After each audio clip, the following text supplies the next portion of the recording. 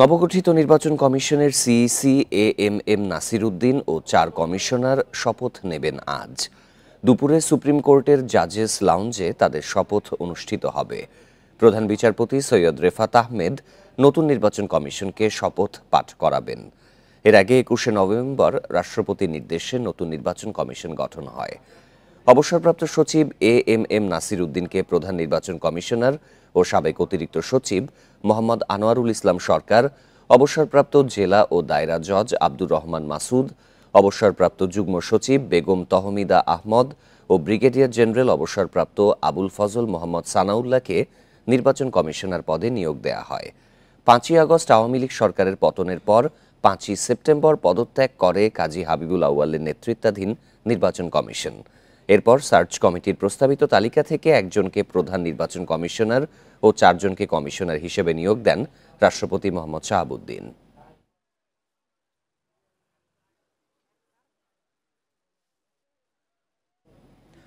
সংস্কারের আগে নির্বাচন কমিশন গঠন করা ঠিক হয়নি বলে মনে করেন টেলিভিশন সাংবাদিকরা। এ নিয়ে উদ্বেগ জানান তারা।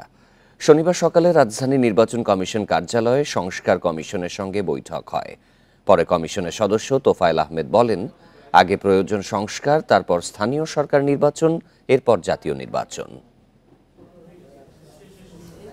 টেলিভিশন সাংবাদিকদের সঙ্গে মতবিনিময় করেছে নির্বাচন ব্যবস্থা সংস্কার কমিশন। প্রায় ২ ঘন্টা বৈঠকের পর সাংবাদিকরা বলেন, ১৯৯১ সালের জাতীয় নির্বাচনের পর ৩ জোট রূপরেখা বাস্তবায়ন হলে নির্বাচন ব্যবস্থা নিয়ে সংকটে পড়তে হতো না। বৈঠক শেষে নিজেদের প্রস্তাব ও মতামত তুলে ধরেন বিভিন্ন চ্যানেলের প্রতিনিধিরা। আবার যে নির্বাচন কমিশন গঠন হলো সেটি কিন্তু পুরনো আইনে, পুরনো ফরম্যাটে, অর্থাৎ সেই সাবেক একজন সেনা কর্মকর্তা, সাবেক আমলা, এসবের পরিবর্তন করে কিভাবে করে আসলে অনেকেই যোগ্য মানুষ আছেন তাদের মধ্যে থেকে সেটাকে ওনাদেরকে নেয়া। রাষ্ট্রপতি তার বিবেচনায় যে ৫ জনকে যোগ্য মনে করেছেন তাদেরকে নিয়োগ দিয়েছেন। এখানে একটা সিস্টেম করা উচিত যে ইন্টারভিউ কেন হলো না। যদি ২০ জন ব্যক্তির নাম আসতো, এখান থেকে ইন্টারভিউ হতো, আমরা গণমাধ্যমে তাদের ব্যাপারে রিপোর্ট করতাম। সাংবাদিকদের প্রস্তাব নিয়ে কথা বলেন নির্বাচন ব্যবস্থা সংস্কার কমিশনের প্রধান। যেমন রাষ্ট্রপতির নির্বাচন, তারা বলছেন সরাসরি আসন হওয়া দরকার, এবং ওনাদের কেউ কেউ বলছেন কোনো নির্বাচনেই যেন পরোক্ষ না হয়, প্রত্যক্ষ হয়, প্রত্যেকের কনস্টিটিউয়েন্সি থাকে। এবং রাষ্ট্রপতির নির্বাচন সরাসরি হওয়ার কথা বলেছেন, তারপরে স্থানীয় সরকার নির্বাচন নির্দলীয় হওয়ার এবং সংসদীয় পদ্ধতিতে নয়। এ সময় কমিশনের সদস্য তোফায়েল আহমেদ বলেন, এমন কিছু সংস্কার আনা হবে যাতে স্থানীয় সরকারের ৫ স্তরের নির্বাচনের খরচ অনেক কমবে, জনবলও লাগবে কম। জাতীয় নির্বাচনের আগে স্থানীয় নির্বাচনটা হওয়া উচিত। এর কারণ হচ্ছে স্থানীয় নির্বাচনটা করার কারণে আমাদের নির্বাচন কমিশনের সক্ষমতা বাড়বে। এত সংস্কার হচ্ছে, এইগুলোকে সংস্কারটা শেষ না করে যদি আমরা স্থানীয় নির্বাচনে যাই তাহলে কিন্তু সংস্কারটা ঝুলে যাবে। পরে ২০টি নারী সংগঠনের প্রতিনিধির সঙ্গে বৈঠক করে নির্বাচন ব্যবস্থা সংস্কার কমিশন। শাহাদাত স্বপন, ইন্ডিপেন্ডেন্ট নিউজ, ঢাকা। নির্বাচন যত দেরি হবে দেশি বিদেশি ষড়যন্ত্র তত বাড়বে বলে মন্তব্য করেছেন বিএনপির ভারপ্রাপ্ত চেয়ারম্যান তারেক রহমান। শনিবার দুপুরে চুয়াডাঙ্গা বিএনপির কাউন্সিলে ভার্চুয়ালি যুক্ত হয়ে তিনি এই মন্তব্য করেন। এছাড়া রাজশাহীতে আরেক অনুষ্ঠানে তিনি জনগণের আস্থা অর্জন করতে নেতাকর্মীদের প্রতি আহ্বান জানান। চুয়াডাঙ্গার টাউন ফুটবল মাঠে জেলা বিএনপির দ্বিবার্ষিক কাউন্সিল ভোটের মাধ্যমে নির্বাচিত করা হয় সভাপতি ও সাধারণ সম্পাদক। সেখানে রাষ্ট্র সংস্কারে ৩১ দফা রূপরেখা ও জনসম্পৃক্তি নিয়ে কর্মশালায় অংশ নেন নেতাকর্মীরা। লন্ডন থেকে ভার্চুয়ালি বক্তব্য রাখেন দলের ভারপ্রাপ্ত চেয়ারম্যান তারেক রহমান। তিনি বলেন, অন্তর্বর্তী সরকার যেসব সংস্কারের কথা বলছে তা বিএনপিও চায়, তবে বেশি সংস্কার করতে গিয়ে নির্বাচন দেরি হলে সুযোগ নিতে পারে ষড়যন্ত্রকারীরা, আশঙ্কা তারেক রহমানের। নির্বাচন যত দেরি হবে তত ষড়যন্ত্র বৃদ্ধি পাবে। যেই স্বৈরাচারকে জনগণের অভ্যুত্থানের মাধ্যমে হটিয়ে দেওয়া হয়েছে, সেই স্বৈরাচার কিন্তু বসে নেই। সেই স্বৈরাচার কিন্তু তাদের ষড়যন্ত্রে তাদের দেশি বিদেশি প্রভুদের সাথে মিলে বসে ষড়যন্ত্র করেই যাচ্ছে। এছাড়াও শনিবার রাজশাহী জেলা পরিষদ মিলনায়তনে এক কর্মশালায় ভার্চুয়ালি যুক্ত হয়ে বক্তব্য রাখেন তারেক রহমান। তিনি নেতাকর্মীদের জনগণের প্রত্যাশা অনুযায়ী কাজ করার আহ্বান জানান। সামনে একটি অসম্ভব শক্তিশালী অদৃশ্য দেওয়াল আপনার জন্য অপেক্ষা করছে, যেটি ভেদ করে যেতে খুব কষ্ট হবে। 31 দফা নিয়ে যান, জনগণকে বোঝান, জনগণের আস্থা অর্জন করুন।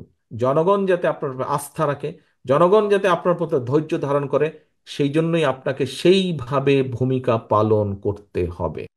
বিএনপির প্রতি জনগণ আস্থা রাখলে ভবিষ্যতে দেশকে এগিয়ে নিয়ে যাওয়া সহজ হবে বলেও মন্তব্য করেন বিএনপির ভারপ্রাপ্ত চেয়ারম্যান। জনগণের মাঝে যদি টিকে থাকতে চাই। Jahanara Parvin, independent news. প্রিয় সহকর্মীবৃন্দ, যে কোনো সংস্কারের আগে বিভিন্ন সম্প্রদায়ের প্রতিনিধিদের সঙ্গে আলোচনার তাগিদ দিয়েছেন অর্থনীতিবিদ অধ্যাপক রেহমান সোবহান। শনিবার দুপুরে রাজধানীর সিরডাপ মিলনায়তনে এক আলোচনা সভায় এই প্রস্তাব দেন তিনি। এছাড়া বিশিষ্টজনেরা বলেছেন, অন্তর্বর্তী সরকারের সংস্কার আয়োজন যেন প্রান্তিক জনগোষ্ঠীর জন্য শঙ্কার কারণ না হয়। সংস্কার প্রক্রিয়ায় তাদের অংশগ্রহণ নিশ্চিতেরও আহ্বান জানান তারা। আয়তনে খুব বড় নয় বাংলাদেশ, তবে এই ছোট ভূখণ্ডেই 110টির বেশি জাতিগোষ্ঠীর বসবাস, ভাষা রয়েছে 40টির বেশি। ছাত্র জনতার অভ্যুত্থানের পর থেকে এসব গোষ্ঠীর বিভিন্ন বিষয় সমাধান আর বৈষম্য দূর করার প্রস্তাব আসে নানা মহল থেকে। শনিবার এই নিয়ে যৌথভাবে আলোচনার আয়োজন করে উন্নয়ন ও গবেষণা সংস্থা সেট, বিআরসি এবং পিপিআরসি। এতে যোগ দেন প্রান্তিক গোষ্ঠীর প্রতিনিধিরা। পাহাড় ও বনভূমি ধ্বংস, বিভিন্ন পেশায় অমানবিক বেতন কাঠামো, জাতিগত অবহেলা সহ নানা প্রসঙ্গ উঠে আসে তাদের বক্তব্যে।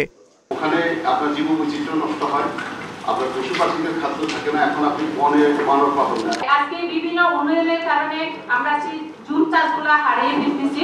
আমার বাবা সুইপার, মিনিস্টার সাহেব আপনার বাবা একজন কৃষক এদেশে। বিশিষ্টজনেরা বলেন, সংস্কার চূড়ান্তের আগে সব শ্রেণীর মানুষের অধিকার নিশ্চিত করতে হবে সরকারকে। এই সমস্ত জমিগুলো আছে যেগুলো এখনো পর্যন্ত কোনো রকমের কাজেই লাগছে না, সেই জমিগুলো তাদের ফেরত দেওয়া হবে। আমরা তো একটা দেখলাম যে সময় সংস্কার হয়েছে, সমস্যা আরো গভীর হয়েছে। আমাদের ন্যায্যতা নিশ্চিত করার সংস্কার, এটাই হচ্ছে আজকের দাবি।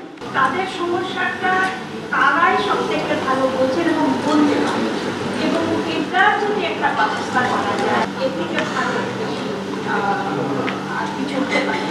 চা শ্রমিক, হরিজন সম্প্রদায় সহ নিম্ন আয়ের জনগোষ্ঠীর অর্থনৈতিক উন্নয়নের প্রস্তাব তুলে ধরেন অর্থনীতিবিদ অধ্যাপক রেহমান সোবহান। চা বাগানে ব্যবসায় ওনাকে শেয়ার দিয়ে উনি শুধু কর্মী হবে না, উনি মালিকও হতে পারবেন। উনি তো জেনারেশন থেকে উনি তো এই কাজ করে যাচ্ছে। অনুষ্ঠানে প্রান্তিক জনগোষ্ঠী ও তাদের সামাজিক সুরক্ষার বিষয়ে 8টি প্রকাশনার মোড়ক উন্মোচন করা হয়। ইকরামুল কবির, ইন্ডিপেন্ডেন্ট নিউজ, ঢাকা। সংস্কার প্রক্রিয়া দ্রুত শেষ করে ডিসেম্বরের পরে নির্বাচনী রোডম্যাপ ঘোষণার দাবি করেছে জামায়াতে ইসলামী। শনিবার দুপুরে মানিকগঞ্জে দলের কর্মী সম্মেলনে এই দাবি জানান সেক্রেটারি জেনারেল মিয়া গোলাম পরোয়ার। রাষ্ট্রীয় প্রতিষ্ঠানগুলোকে দলীয়করণ ও দুর্নীতিমুক্ত করারও দাবি জানান এই জামায়াত নেতা। বলেন, আওয়ামী লীগ আমলে দলীয়করণের মাধ্যমে রাষ্ট্র কাঠামো ধ্বংস করা হয়েছে। এগুলো সংস্কার বেশি জরুরি। এ কাজে সময় নষ্ট না করার আহ্বান জানান গোলাম পরোয়ার। তার মতে, সংস্কারে দেরি হলে ষড়যন্ত্রকারীরাও সুযোগ পেয়ে যাবে। ফ্যাসিবাদের দোসররা এখনও সব জায়গায় ঘাপটি মেরে বসে আছে বলেও অভিযোগ করেন তিনি।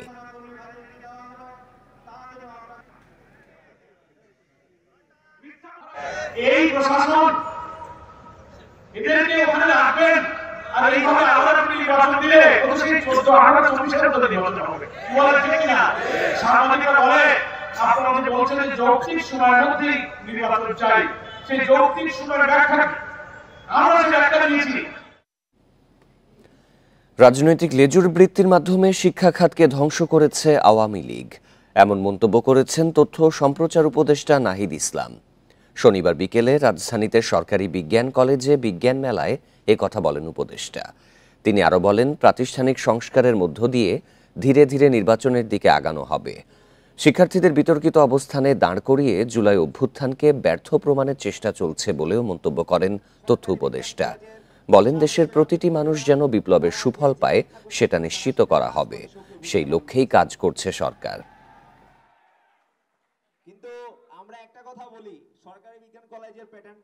আমরা দেখেছি যে কিভাবে শিক্ষা সেক্টরকে ধ্বংস করা হয়েছে, সেটা রাজনীতিকরণ করা হয়েছে। একটা প্রাথমিক শিক্ষা প্রতিষ্ঠানকেও পর্যন্ত সেখানে রাজনীতিকরণ করা হয়েছে। এবং আমরা চাই যে সেই প্রাতিষ্ঠানিক সংস্কারগুলো আমরা করব এবং এরপরেই আমরা যে গণতান্ত্রিক রূপান্তর, সেই নির্বাচনের দিকে যাব। ইংরেজি দৈনিক নিউ এজের সম্পাদক নুরুল কবিরকে বিমানবন্দরে হয়রানির ঘটনা তদন্তের নির্দেশ দিয়েছেন প্রধান উপদেষ্টা ডক্টর মোহাম্মদ ইউনূস। শনিবার রাতে প্রধান উপদেষ্টার প্রেস উইং থেকে এক বার্তায় জানানো হয়, অন্তর্বর্তী সরকার দেশের কোনো সাংবাদিককে হয়রানি বরদাস্ত করবে না। 18 নভেম্বর একটি মিডিয়া কনফারেন্সের জন্য বিদেশে যাওয়ার সময় শাহজালাল আন্তর্জাতিক বিমানবন্দরে হেনস্থার শিকার হন নুরুল কবির। শনিবার নিজের ভেরিফাইড ফেসবুক অ্যাকাউন্টে নুরুল কবির বলেন, ঢাকা বিমানবন্দরে ইমিগ্রেশন কর্তৃপক্ষ তাকে হয়রানি করে আসছে। গোয়েন্দা কর্মকর্তাদের পাসপোর্ট কেড়ে নেয়া, মুদ্রিত নথিতে সবকিছু লেখা থাকা সত্ত্বেও ভ্রমণের উদ্দেশ্য সম্পর্কে জিজ্ঞাসাবাদ, গোপনীয়তা লঙ্ঘন করে পাসপোর্টের ছবি তোলা ও ফ্লাইটের কয়েক মিনিট আগে নথিপত্র ফেরত দেওয়ার মতো হয়রানির মধ্য দিয়ে যেতে হয়েছে বলেও অভিযোগ করেন তিনি। বলেন, দেশের গোয়েন্দা সংস্থাগুলো দেশপ্রেমিক হওয়াটাকে সন্দেহের চোখে দেখে। 5 আগস্ট পরবর্তী সময়ের মামলায় সুষ্ঠু তদন্তের নির্দেশ দিয়েছেন নতুন আইজিপি বাহারুল আলম। কোনো নিরীহ মানুষ যাতে হয়রানি না হয় সেদিকে সতর্ক থাকতে বলেন তিনি। শনিবার সকালে পুলিশ সদর দপ্তরে মত বিনিময়ে এসব নির্দেশনা দেন আইজিপি। বলেন, কোনো পুলিশ সদস্যকেও অযথা সংকটে ফেলা যাবে না। নিরপরাধ কারো বিরুদ্ধে মামলা হয়ে থাকলে আইনি প্রক্রিয়ায় তা প্রত্যাহার করতে হবে। পুলিশকে জনসম্পৃক্ততা বাড়ানোর আহ্বান জানান বাহারুল আলম। অনাকাঙ্ক্ষিত পরিস্থিতি তৈরি হলে পুলিশকে ধৈর্যের সঙ্গে মোকাবিলা করার পরামর্শ দেন পুলিশ প্রধান।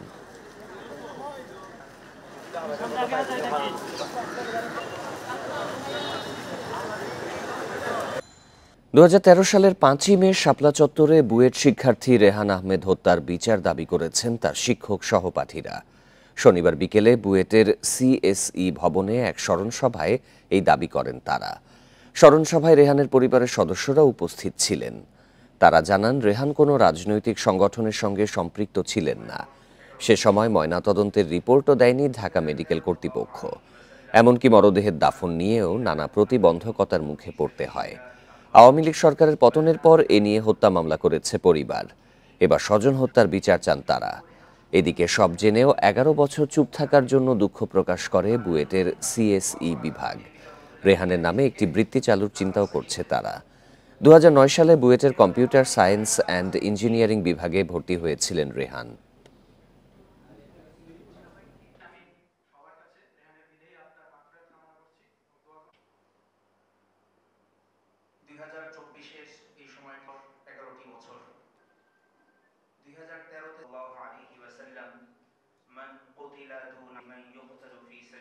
রেহান আমার ছেলে, ও যে মারা গেছে 5ই মে, এই কথাটা বলতে পারতাম না কারো কাছে, কখনোই না।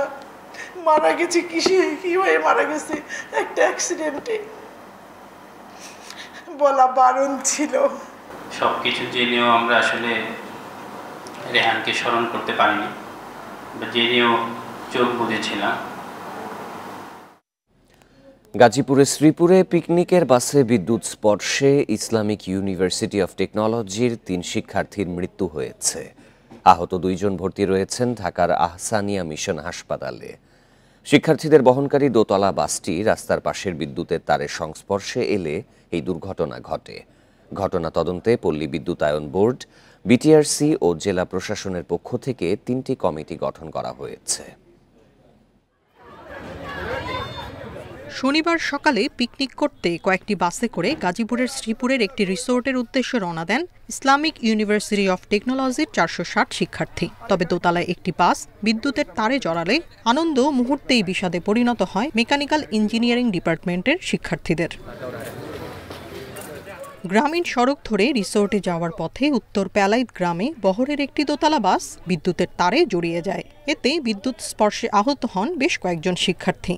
তাদেরকে দ্রুত ময়মনসিংহ মেডিকেল কলেজ হাসপাতালে নেওয়া হলে 3 জনকে মৃত ঘোষণা করেন চিকিৎসক। স্থানীয়রা বলছেন এই সড়কে সচরাচর বাস চলাচল করে না। দোতলা বাসের উচ্চতা বেশি হওয়ায় সড়কের পাশের তারে জড়িয়ে এ দুর্ঘটনা ঘটে।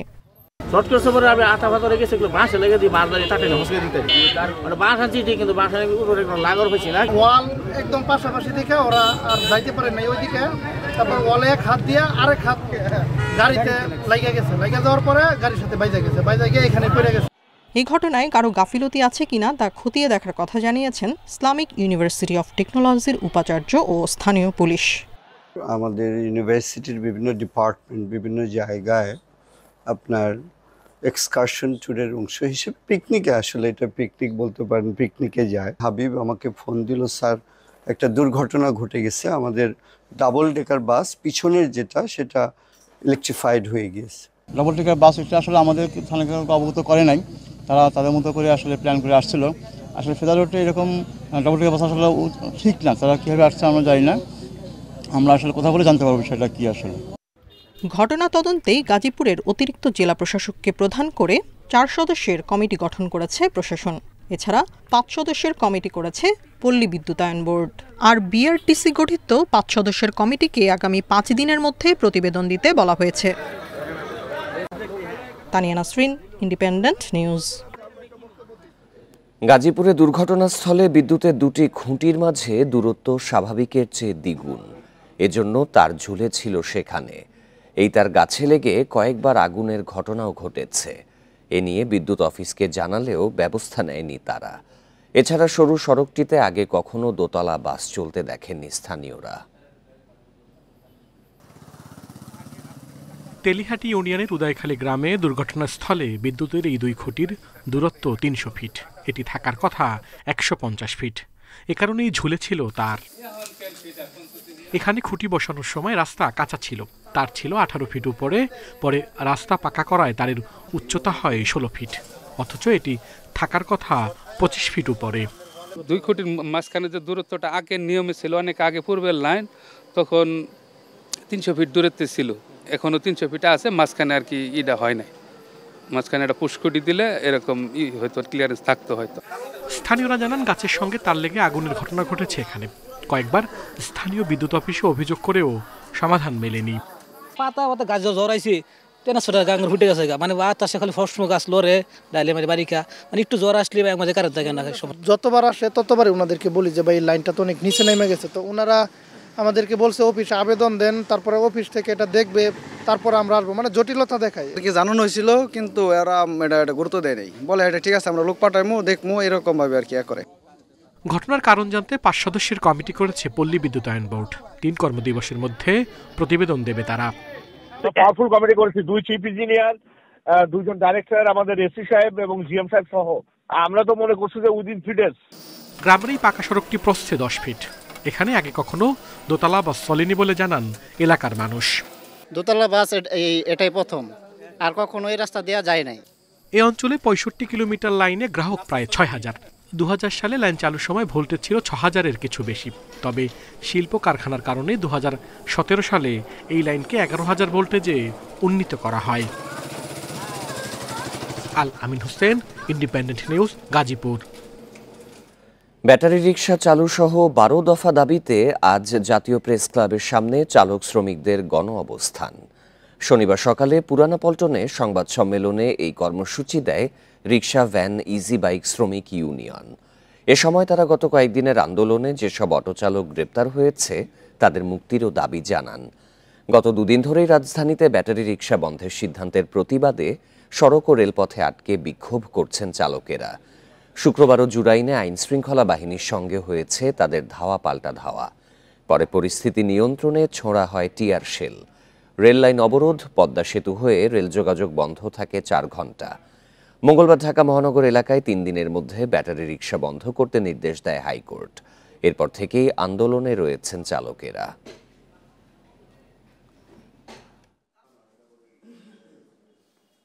আগামী 24শে নভেম্বর সকাল 11টায় জাতীয় প্রেস ক্লাবের সামনে রিকশা, ভ্যান, ইজি বাইক শ্রমিক ইউনিয়নের আহ্বানে ঢাকা শহরের রিক্সা শ্রমিক ভাইদের একটা গণ অবস্থান হবে।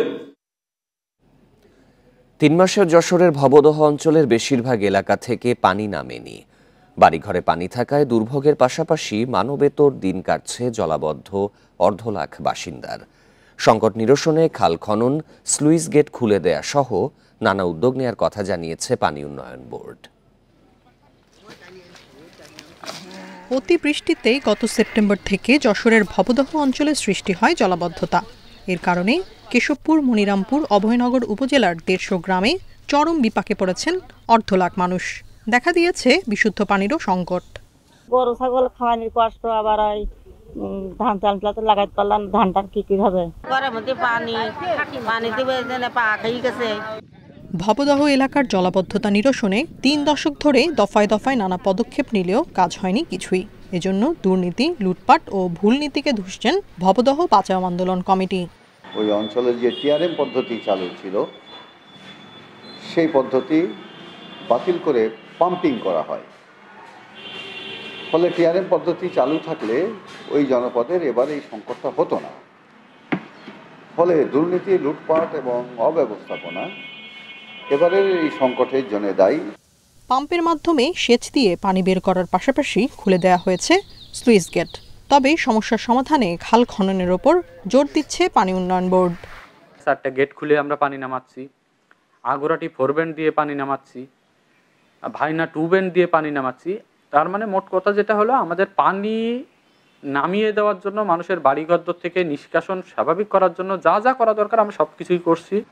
লবণাক্ততা থেকে ফসলি জমি রক্ষায় 1961 সালে ভবদহ এলাকায় স্লুইস গেট নির্মাণ করা হয়।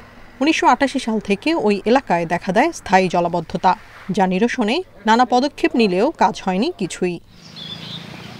Independent news. ভবদহের জলাবদ্ধতার বিষয়ে আরও জানাতে বা যশোর থেকে যোগ দেবেন সহকর্মী জিয়াউল হক। জিয়াউল, খাল খনন, স্লুইস গেট খুলে দেয়া সহ নানা উদ্যোগের কথা তো পানি উন্নয়ন বোর্ড জানিয়েছে। এসব উদ্যোগ বাস্তবায়ন কবে নাগাদ হতে পারে? আদৌ এতে কোনো সুফল মিলবে কি?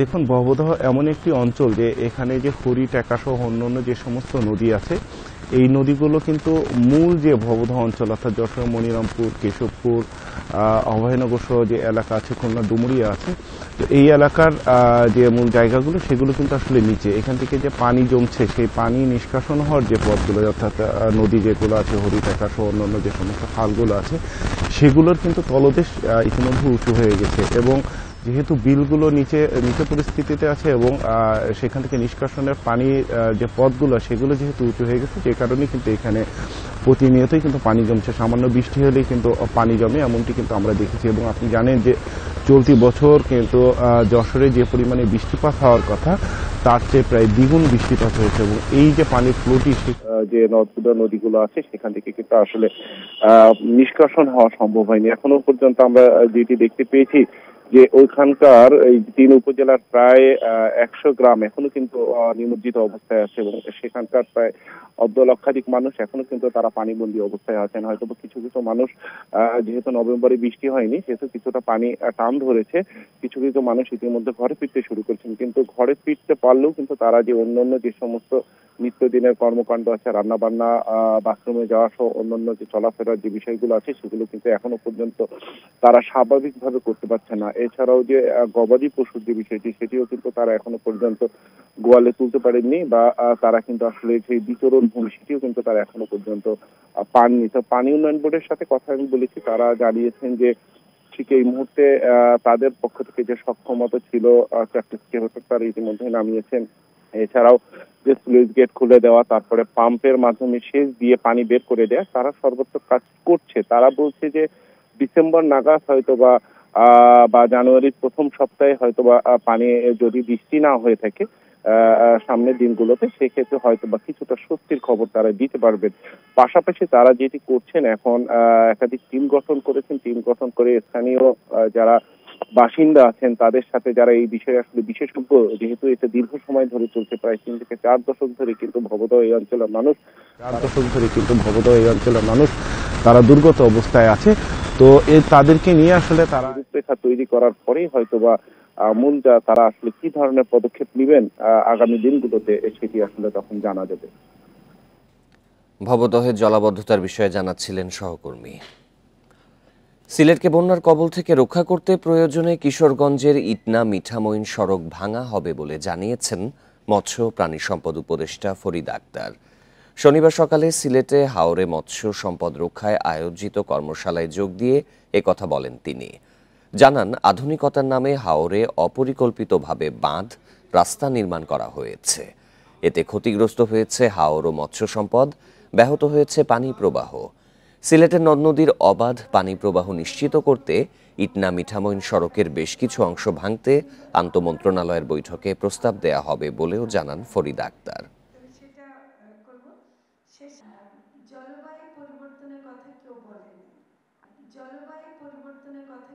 আমরা সংস্কার হলো যেটা জনগণের ক্ষতি করছে, প্রকৃতির ক্ষতি করছে, যেটা পরিবেশের ক্ষতি করছে, সেটাকে আমাদেরকে ঠিক করতেই হবে। তো ফলে ওই দরকার হলে ওই রাস্তা কিছু ভেঙে যদি আমাদেরকে পানি চলাচলের ব্যবস্থা করতে হয়, সেটা করতে হবে।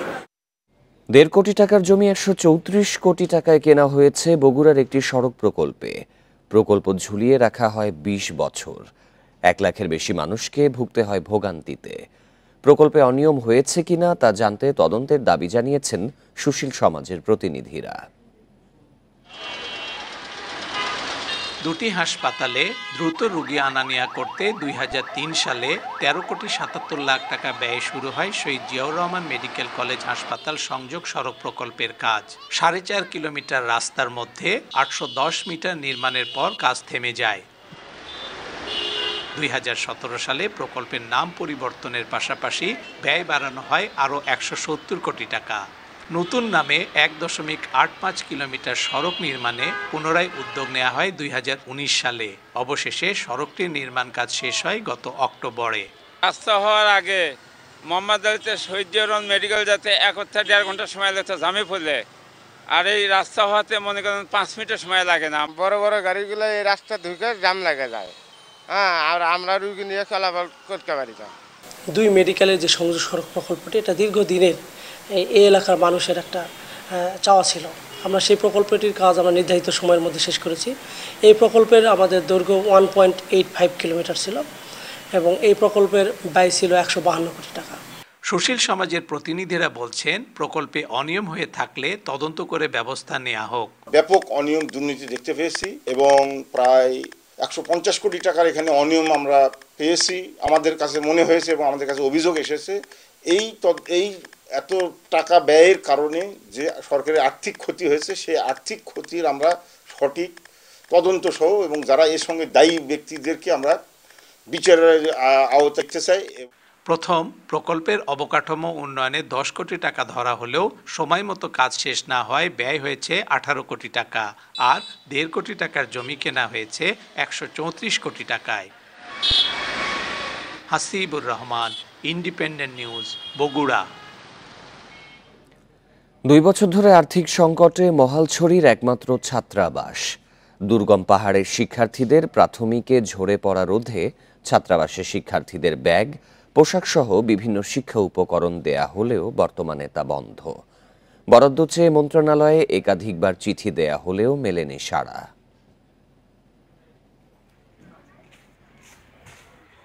দুর্গম পাহাড়ের শিক্ষার্থীদের প্রাথমিকে ঝরে পড়া ঠেকাতে 1986 সালে খাগড়াছড়ির মহালছড়িতে ছাত্রাবাস চালু করে পার্বত্য জেলা পরিষদ। ছাত্রাবাসের শিক্ষার্থীদের বিনামূল্যে 3 বেলা খাবারের পাশাপাশি পোশাক, ওষুধ, ব্যাগ, খাতা, কলম সহ বিভিন্ন শিক্ষা উপকরণ দেওয়া হতো।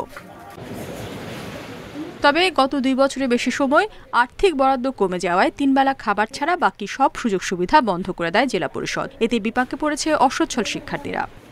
আমাদের এখানে জুতো, স্যান্ডেল সব কিছু দিত, ভোটার কার্ড দিত, এখন দেন আজ 2 বছর থেকে কিছুই দেয় না। কলম, ড্রেস, জুতা পাইতাম, এখন সরকার এখন বই, খাতা, কলম, ড্রেস পাচ্ছি না। ড্রেস, বই, খাতা, কলম এবং জুতা পাচ্ছি না। ছাত্রাবাসের তত্ত্বাবধায়ক জানিয়েছেন, বরাদ্দ না থাকায় নানা সংকট তৈরি হয়েছে। এরই মধ্যে 2 লাখ টাকার বেশি বিদ্যুৎ বিল বকেয়া থাকায় সংযোগ বিচ্ছিন্নের নোটিশ দিয়েছে বিদ্যুৎ বিভাগ।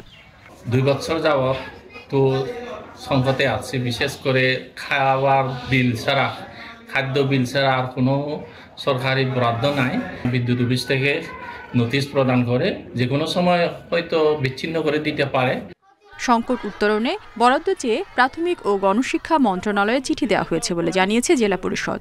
বিভিন্ন ধরনের চাহিদা দিয়ে আমাদের যে প্রাথমিক শিক্ষা অধিদপ্তর আছে সেখানে আমরা চাহিদা পাবো, সে অনুযায়ী তারা বরাদ্দ দিয়ে দেয়। এই অর্থবছরে আমরা বরাদ্দ সে পাঠিয়েছি, আশা করি আমরা এবারে সকল ধরনের বরাদ্দগুলো আমরা পাবো। মহালছড়ি ছাত্রাবাসে ৬২ জন ছাত্র ও ৩৮ জন ছাত্রী আবাসিক সুবিধা নিয়ে পড়াশোনা করছে প্রাথমিকে। Independent news. দেশে জলপথে পণ্য পরিবহনে লাইটার জাহাজ খাতে সংকট যেন কাটছেই না। মালিক সরকার ও শ্রমিকদের নানা টানাপোড়েন এবং চলতি মাসের শুরুতে গঠিত হওয়া মালিকদের নতুন জোট বিডিব্লিউটিসিসির কার্যক্রমেও স্থগিতাদেশ দিয়েছে উচ্চ আদালত। এতে পণ্য পরিবহন ব্যাহত হওয়ার আশঙ্কা সংশ্লিষ্টদের।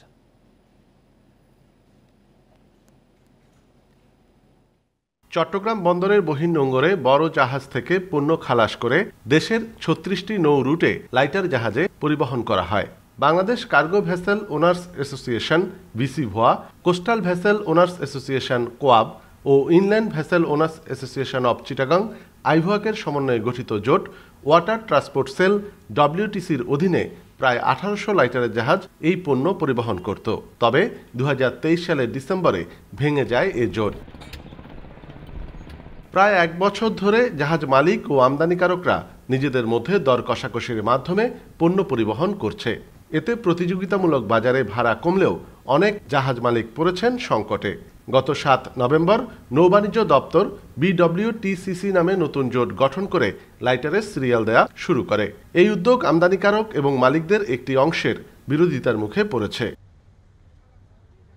বিডব্লিউটিসিসি গঠনের বিরুদ্ধে ১১টি কোম্পানি যৌথভাবে রিট পিটিশন দায়ের করে। এতে ৬ মাসের জন্য সব কার্যক্রমে স্থগিতাদেশ দেয়া হয়। শ্রমিকরা যদি নীরব থাকে, আমার জাহাজ মালিক নিজে সিরিয়াল দিবে, জাহাজ মালিকের ইনকামের জন্য সিরিয়াল দিবে তার লাভের জন্য, শ্রমিক দিয়ে তো সিরিয়াল দেওয়ার কোনো মানে নেই। আমদানি করছেন এই জন্য আপনার জাহাজে আপনি বহন করতে হবে এরকম কোনো কথা নয়, কিন্তু সরকার লাইসেন্স দিছে যাদেরকে জাহাজের ব্যবসা করার জন্য, প্রত্যেকের এখানে অধিকার আছে। নতুন এই নির্দেশনায় আবারও সিরিয়াল প্রথা ভেঙে গেছে। ইতোমধ্যে দেশের বিভিন্ন স্থানে সংঘাত হচ্ছে বিবাদমান পক্ষগুলোর মধ্যে। আমরাই হয়তো তাদের সাথে আচরণ খারাপ করে বিগত দিনে যারা হয়তো ছিলেন, হয়তো ভুল বুঝাবুঝি ছিল, হয়তো তাদের যুক্তিকতার হয়তো ছিল, যার জন্য হয়তো তারাই আজকে এই জায়গাতে আসছে। লাইটার জাহাজে করে চট্টগ্রাম বন্দর থেকে বছরে প্রায় ১০ কোটি টন খোলা পণ্য বিভিন্ন স্থানে পরিবহন করা হয়। অনুপম শীল, ইন্ডিপেন্ডেন্ট নিউজ, চট্টগ্রাম।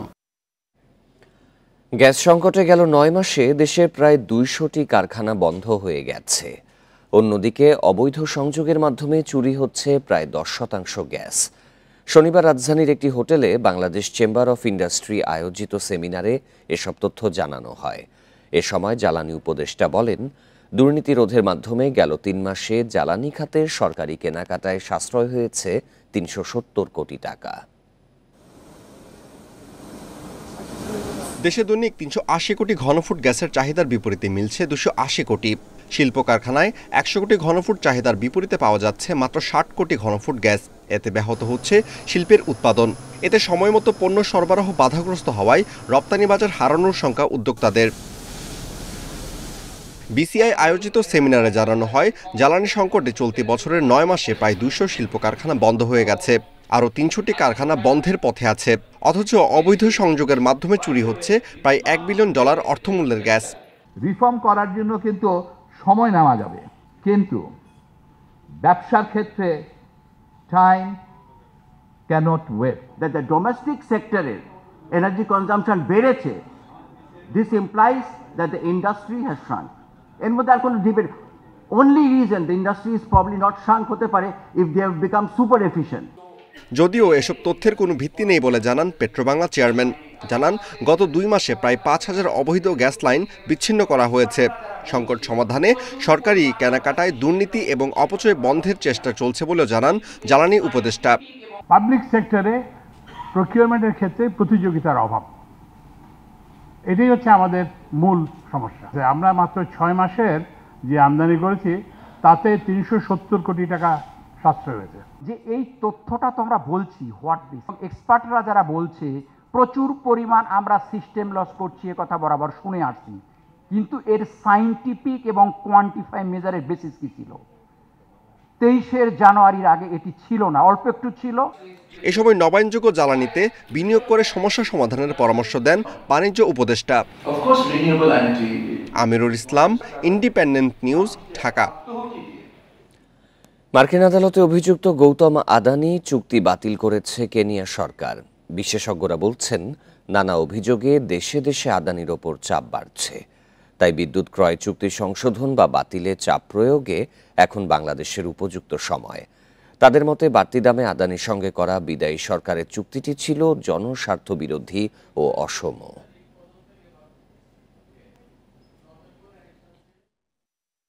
নিজ দেশে সৌর বিদ্যুৎ প্রকল্পের কাজ পেতে সরকারি কর্মকর্তাদের ঘুষ দেয়া ও সে তথ্য মার্কিন বিনিয়োগকারীদের কাছে গোপন রাখার অভিযোগ ভারতের আদানি শিল্পগোষ্ঠীর বিরুদ্ধে। সম্প্রতি যুক্তরাষ্ট্রের আদালতে গৌতম আদানি ও তার ভাতিজার বিরুদ্ধে জারি হয়েছে গ্রেপ্তারি পরোয়ানাও।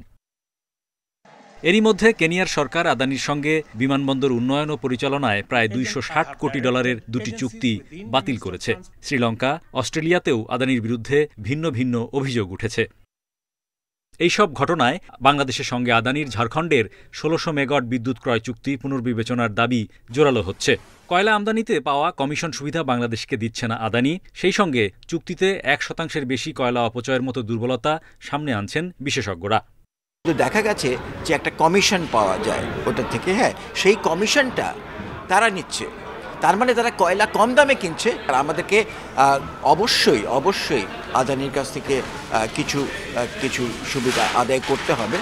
এবং এরকম ধরনের জিনিস যেখানে প্রমাণিত হয় যে আদানি কোম্পানিরা করাপশনে ইনভলভ এবং এদিক ওদিক করে এইসব কন্ট্রাক্টে, এটা আমাদের সহায়তা করবে। অর্থনীতিবিদরা বলছেন, বিশেষ আইনে চুক্তিতে বাংলাদেশের জন্য কোনো এক্সিট পলিসি নেই। এছাড়া 25 বছর ধরে ক্যাপাসিটি চার্জের বোঝাও বড়। আন্ডারস্ট্যান্ডিং এর ভিত্তিতে করা হয়েছিল, ফলে সেখানে একটা বড় রকমের দুর্বলতা ছিল। ফলে সেই দুর্বলতার কারণেই আসলে জনদুর্ভোগের কারণ হয়েছে। বিপুল পরিমাণ উচ্চ মূল্যে এই ধরনের চুক্তিগুলো করা হয়েছে। ফলে চুক্তির শর্তগুলো সেই কারণে অনেক দুর্বল ছিল, জনস্বার্থ বিরোধীও ছিল কোনো কোনো ক্ষেত্রে। এদিকে গত মঙ্গলবার দেশের উচ্চ আদালত আদানির সঙ্গে করা অসম বিদ্যুৎ ক্রয় চুক্তি বাতিলে রুল জারি করেছে। নির্দেশ দিয়েছে 2 মাসের মধ্যে বিশেষজ্ঞ কমিটির মাধ্যমে চুক্তি পুনর্মূল্যায়নে প্রতিবেদন দাখিলের। Hari Saha, independent news, Dhaka. এই ছিল এখনকার সংবাদে। সব খবরের বিস্তারিত জানতে চোখ রাখুন ফেসবুক, ইউটিউব এবং এক্সে। ধন্যবাদ সবাইকে।